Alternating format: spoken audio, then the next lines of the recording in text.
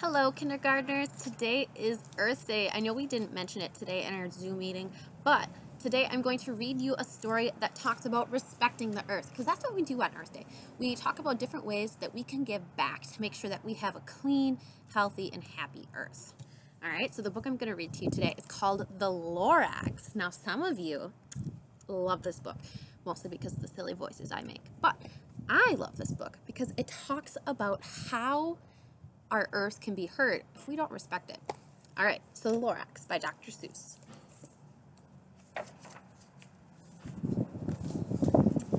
At the far end of town, where the grickle grass grows, and the wind smells slow and sour when it blows, and no birds ever sing, excepting old crows, is the street of the lifted Lorax.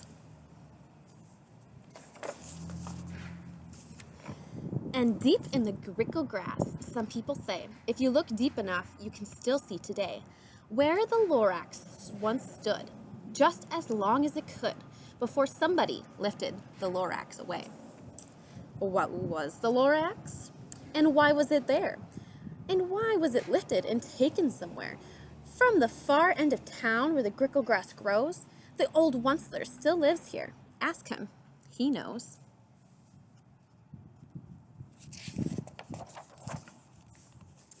You won't see the Wiesmueller. Don't knock on his door. He stays in his lurkin on top of his store. He lurks in his lurkin, cold under the roof, where he makes his own clothes out of muffered muff. And on special dank midnights in August he peeks out of the shutters, and sometimes he speaks and tells how the Lorax was lifted away. He'll tell you, perhaps, if you're willing to pay.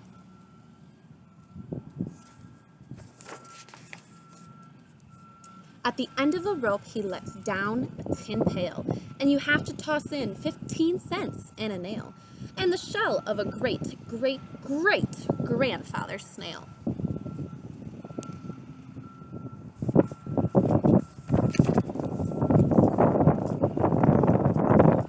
It's really windy. I'm trying to read outside today, boys and girls, because it's so nice out and it's Earth Day.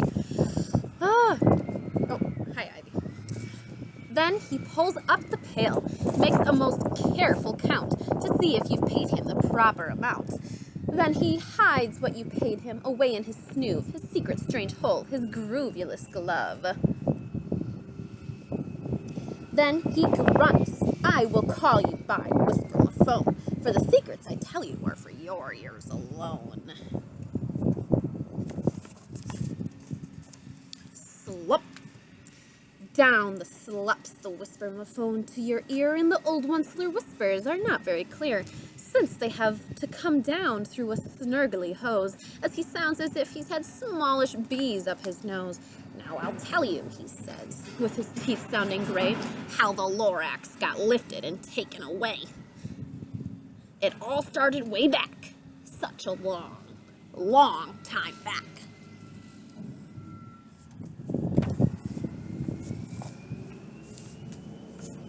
Way back in the days when the grass was still green, and the pond was still wet, and the clouds were still clean.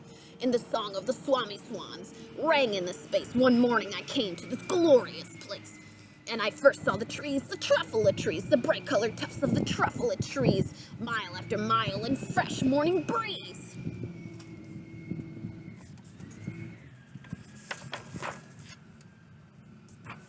And under the trees I saw brown barbaloots frisking about in their barbaloot suits as they played in the shade and ate truffula fruits.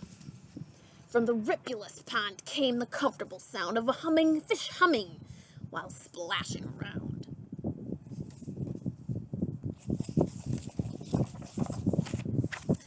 But those truffula trees, all my life I've been searching for trees such as these. The touch of their tufts was much softer than silk, and they had the sweet smell of fresh, buttery milk. I felt a great leaping of joy in my heart. I knew just what I'd do. I unloaded my cart.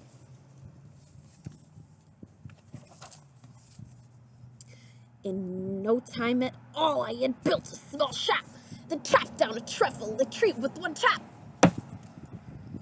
And in great skillful skill, and with great speedy speed, I took the soft tuft and I knitted us in need.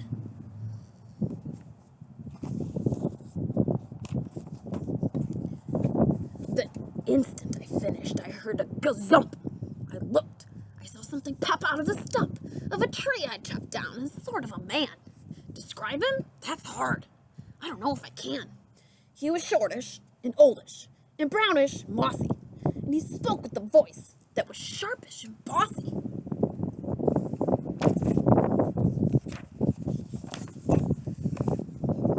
Mister, he said with a sawdusty sneeze, I am the Lorax, and I speak for the trees. I speak for the trees have no tongues. I'm asking you, sir, at the top of my lungs. He was very upset as he shouted and puffed. What's that thing you made out of my truffula tuft?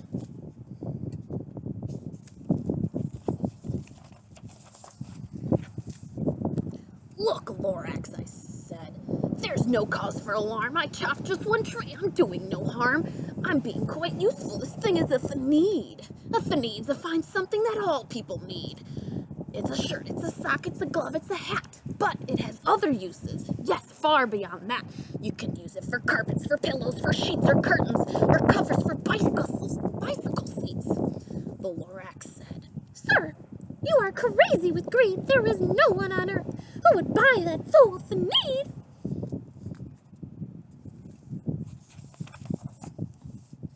But the very next minute, I proved he was wrong.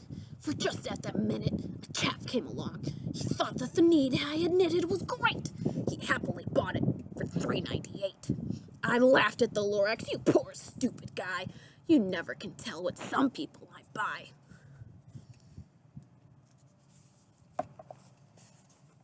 That Lorax, he's not a very nice guy. Never mind, not the Lorax. Whatever that guy, the Wiesmueller, he's not a nice guy. The Lorax is a nice guy. I repeat, cried the Lorax, I speak for the trees. I'm busy, I told him. Shut up, if you please. I rushed across the room and in no time at all built a radio phone. I put in a quick call. I called my brothers and uncles and aunts and said, listen here. Here's a wonderful chance for the whole Wiesmueller family to get mighty rich. Get over here fast and take the road to North Nitch. Turn left at Weekawan, sharp right at South Stitch.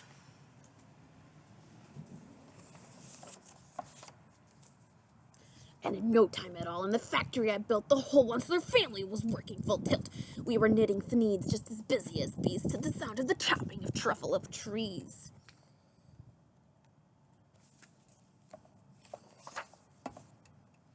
Then, oh baby, oh, how my business did grow. Now chopping one tree at a time was too slow. So I quickly invented my super axe hacker, which whacked off 4 truffle trees in one smacker. We were making Thanids 4 times as fast as before, and that Lorax, he didn't show up anymore.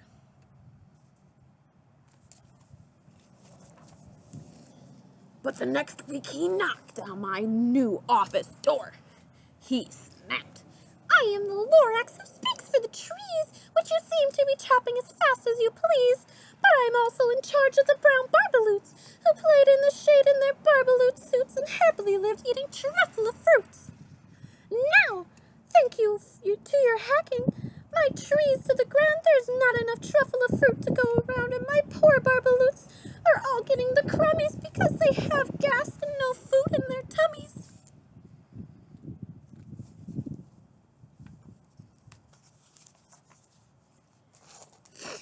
They love living here, but I can't let them stay. They'll have to find food, and I hope that they may. Good luck, boys, he cried, and he sent them away.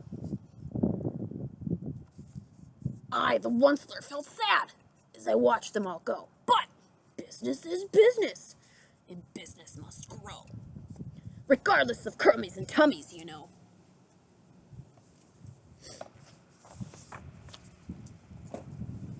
I meant no harm, I most certainly did not, but I had to grow bigger, so bigger I biggered my factory, I biggered my roads, I biggered my wagons, I biggered my loads. Of the needs I shipped out, I was shipping them forth, for the forth, to the south, to the east, to the west, to the north. I went on biggering, selling more than needs, I biggered my money, which everyone needs.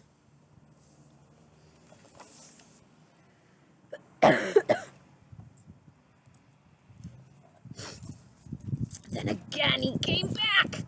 I was fixing some pipes when the old nuisance Lorax came back with more gripes. I am the Lorax, he coughed. He sneezed, and he snuffled. He snargled, he sniffed. Wiesmueller, he cried in cuffless croak. Wiesmueller, you're making such smogulous smoke. My poor swanny swans, they can't sing a note. No one can sing who has smog in their throat.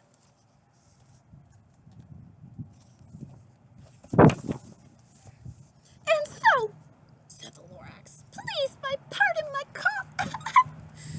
They cannot live here, so I'm sending them off. Where will they go? I don't hopefully know. They may have to fly for a month or a year to escape from the smog you've smoked up around here.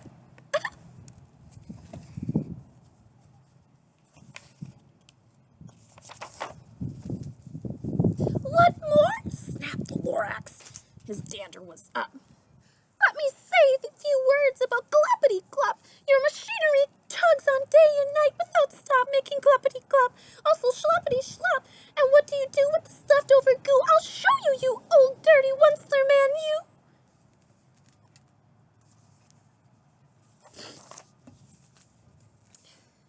You're glumping the pond where the humming fish hummed.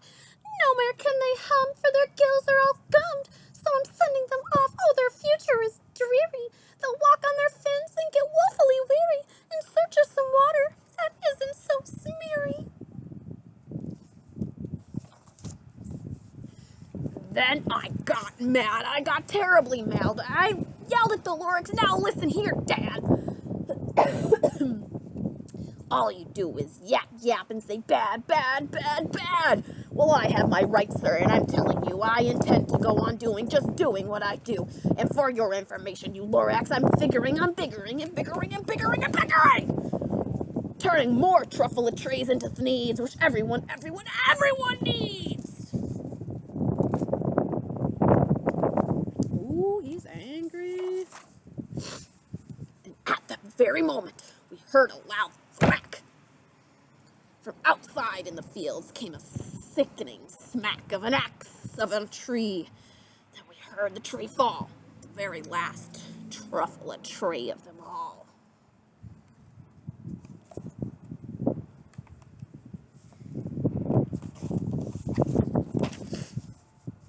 No more trees, no more needs, no more work to be done. So in no time, my uncles and aunts and everyone all waved me goodbye. They jumped into my cars and drove away under the smoke-smuggered stars. Now, all that was left neath the bad-smelling sky was my big empty factory, the Lorax, and I.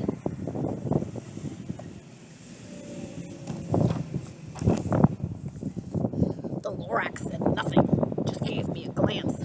Gave me a very sad, backward glance as he lifted himself by the seat of his pants, and I'll never forget the grim look on his face when he hoisted himself to leave of this place through a hole in the smog without leaving a trace.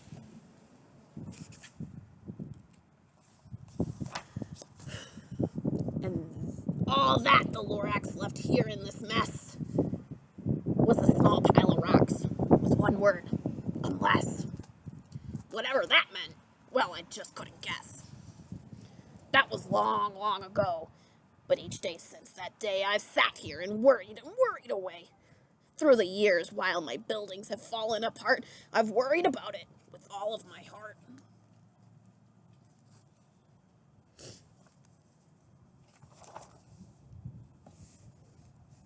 But now, says the Wiesmueller, now that you're here, the word of the Lorax seems perfectly clear. Unless someone like you cares a whole awful lot, nothing's going to get better. It's not.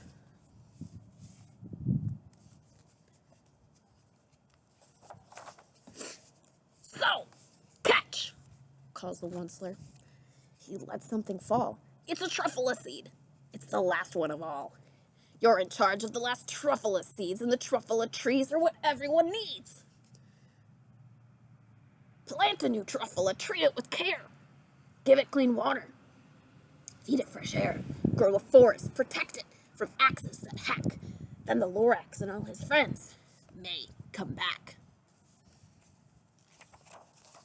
The end. Now, boys and girls, I know we talked about this before, but this story talks about how we have to respect and take care of our trees in the forest, because if we don't do that, lots of things can happen. It's not just all the trees are going to be gone, but all of the factories that use the trees might smog up the air, and smog is a real thing. It makes the air really dirty. And then all of that smog and smoke has to go somewhere, and it really does. It goes into the water, and then all the fish in the water, they can't live. So, with it being Earth Day, what I want you to do is do something outside. Okay? Anything outside. Pot a plant, do something. All right, kindergartners, have a great day. Bye-bye.